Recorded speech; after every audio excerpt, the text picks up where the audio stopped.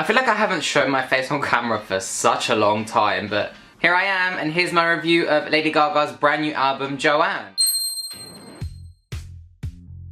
Joanne was released yesterday, 21st of October 2016 to Interscope Records. It is Lady Gaga's 4th studio album, 6th if you include The Fame Monster and Cheek to Cheek. And Joanne is a totally different take for Gaga. It's such a new direction, it's totally new. There's little monsters who are split between it, including me.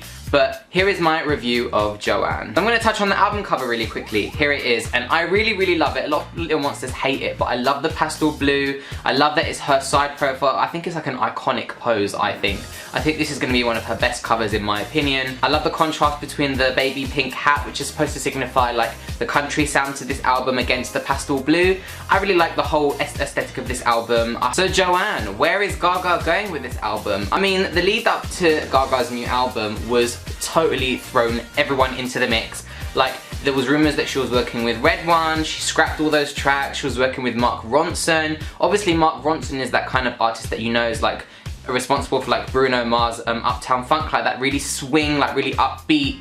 But Joanne is totally different. It took me by surprise, even when Perfect Illusion dropped. The album as a whole, sound-wise, is so different for Gaga. Like, she's done so many new things in the past few years. I don't think she's really stuck to that core, like, pop sound that she's really known for. The sound that she came into the music industry with. The Fame Monster, the sound that she changed the pop scene with. She made pop cool again. I feel like with this album, she's trying to delve into a genre that she might not necessarily be 100% comfortable in. This album is really good in terms of production and musical direction. I love that she's taking like a total whim on this album, going out and doing what she wants to do. But there's something lacking, I feel. There's something Joanne is really lacking. First and foremost, straight off from the bat, Joanne definitely is Gaga's most personal, most raw album to date. The themes that she plays around with on Joanne, it's called Joanne because it's dedicated to her auntie that died many years ago of lupus, that she's very close to, very spiritually close to. And I feel that in this album. I feel like from the writing and the production that she's trying to convey that spiritual connection to her aunt Joanne. She's toyed with a lot of themes on this album, like themes of like heartbreak, there's themes of when she started off, at how she started off in the music scene, how she was a go-go dancer at the beginning through Diamond Heart. It's an absolutely incredible album in terms of emotion and raw and talent. Vocally, I feel Gaga's vocal range is really weird on this album. I don't think she's belting, she's not showing her belting showcase vocals. She can belt, the girl's got pipes, but she's doing this really weird thing with her album where she's trying to like, not yodel, but like warble it a bit.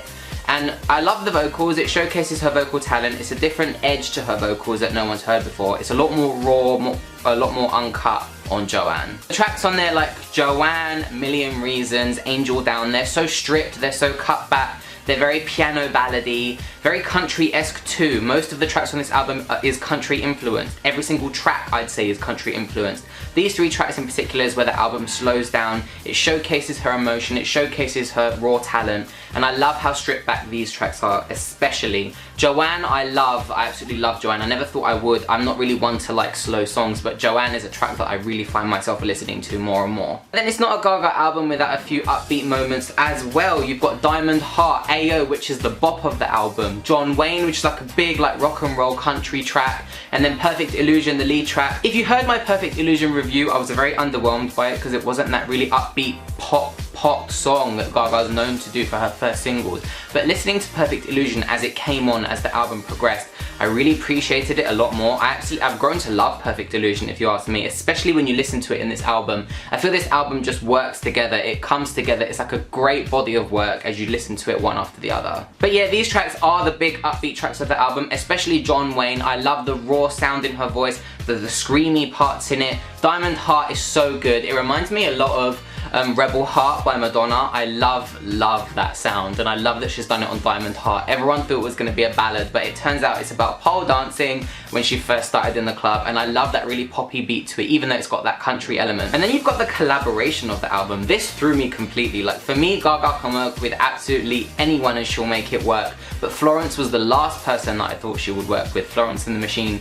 And Hey Girl is a really good track. I love the contrast between their vocals. Their vocals like really complement each other really well. Like, Florence has got those really high-pitched like banshee wail vocals, whereas Gaga's got those really like raw, like belty vocals, and I love how they merge together is such a good duet. I didn't like it at first, but then it grew on me when I continued to listen to it. The whole album grew on me, if I'm honest. There's one track that I feel doesn't fit into the rest of the mix, but I still love it. It's one of my favourites.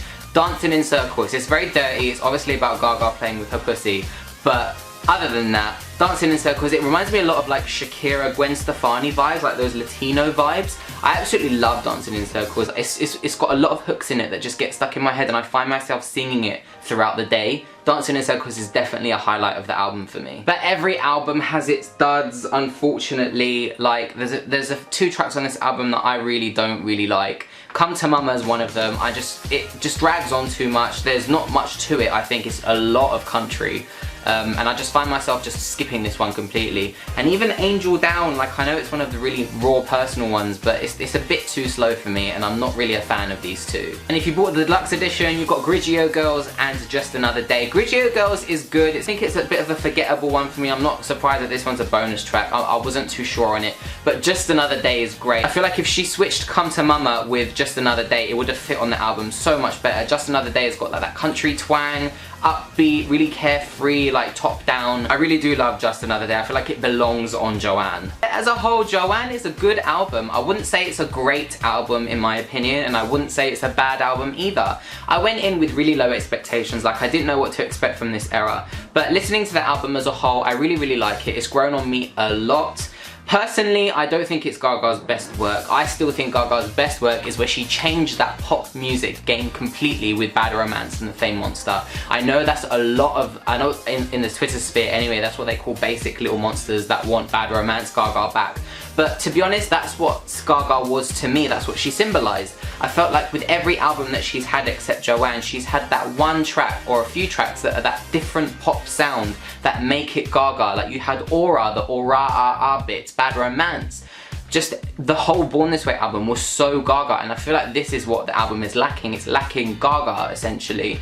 I said earlier that I feel like this is a genre that I feel like she's trying to excel in, and she has excelled in the country genre. It's very country, uptown swing, and she's excelling in it, but I don't feel she's fully comfortable in it. I feel like Gaga's got so much more potential to give, and I feel like with Joanne especially, she should have added a little bit more pop into it to showcase that she still is that big, strong pop star that she is. Another thing that's kind of missing from this era, in my opinion, is the individuality. A lot of reasons why Little Monsters fell in love with Gaga was her individuality, that she was so different, that her pop music was out there, that her image, she was alright with who she was, that it's okay to be who you are no matter who you are. And I feel like that whole message of Gaga's been lost in this era. Whether this is a very personal era for Gaga that she's trying to encompass for herself, and I really appreciate that she's doing that, it's about time she did something for herself, but I feel like for me as an era, it's just missing the whole Gaga element. Overall, I do really like Joanne. I'm really proud of Gaga for coming out with something so different and pushing other producers to their limits. Like Mark Ronson is so used for like that uptown funk, like generic sound. But I feel like whoever Gaga works with, she pushes them to their limits, and she's done that. Like the production on this is incredible. The album as a whole is a great body of work, and I'm certainly loving it, and I'm definitely excited to see it live. My favourite tracks would have to be Dancing in Circles or John Wayne or Diamond Heart. Like, actually, I'd say John Wayne's my favourite. It's got that punchy energy. Least favourite track is Come to Mama. I just feel like that track is really forgettable, unfortunately. But let me know down in the comments what you guys think. What is your favourite and least favourite track? There you go, guys, that's my review of Joanne by Lady Gaga. I really hope you guys enjoyed it. Let me know down there in the comments truthfully what you think of this album as a little monster and what you think of the era. Do you agree with me? Do you disagree? Everyone's got their opinions, right? I'm not gonna lie. But yeah, stay tuned and I will see you guys in another video. Bye.